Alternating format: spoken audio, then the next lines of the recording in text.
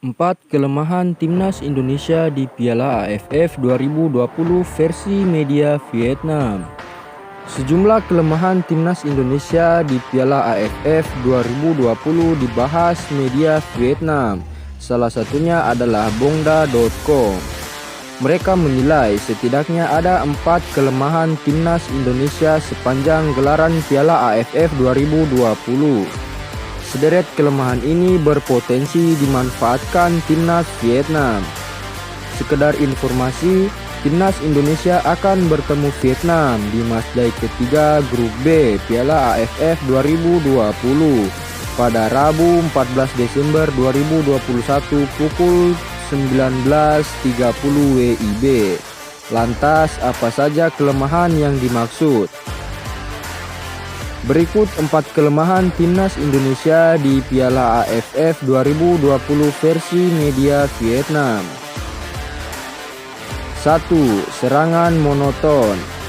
Serangan Timnas Indonesia di dua laga awal tampak sudah terbaca, yakni mengatur lemparan ke dalam menuju Asnawi Mangkualam dan kemudian membuat operan ke area penalti untuk diselesaikan striker.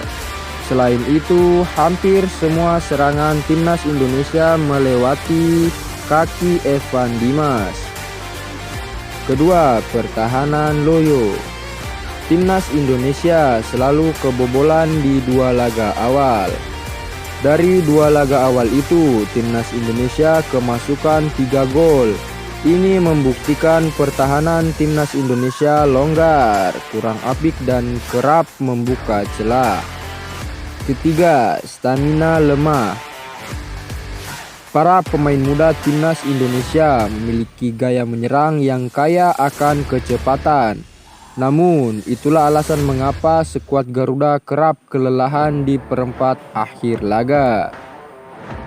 Contohnya pada pertandingan melawan Kamboja di menit 20 terakhir. Skuad Garuda membiarkan Kamboja terus menekan lapangan dan menciptakan banyak kemelut di depan gawang. Hal ini dapat dimanfaatkan Vietnam untuk mempercepat permainan di akhir pertandingan ketika kekuatan fisik pemain Indonesia tidak lagi mampu untuk mencetak gol. Beragamnya serangan Vietnam dapat membuat perbedaan dan berpotensi membingungkan Timnas Indonesia. 4. Pengalaman tampil.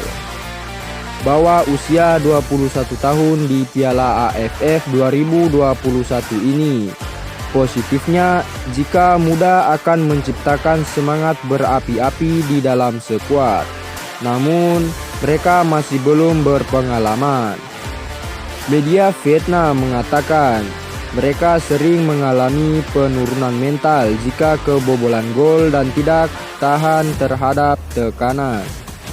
Pelatih Vietnam Park Hang-seo bisa saja mengembangkan gaya bermain aktif, memaksakan permainan sehingga memengaruhi mental lawan. Dengan minimnya pengalaman, para pemain muda akan mudah melakukan kesalahan. Itulah 4 kelemahan Indonesia menurut media Vietnam. Bagaimana menurut Anda?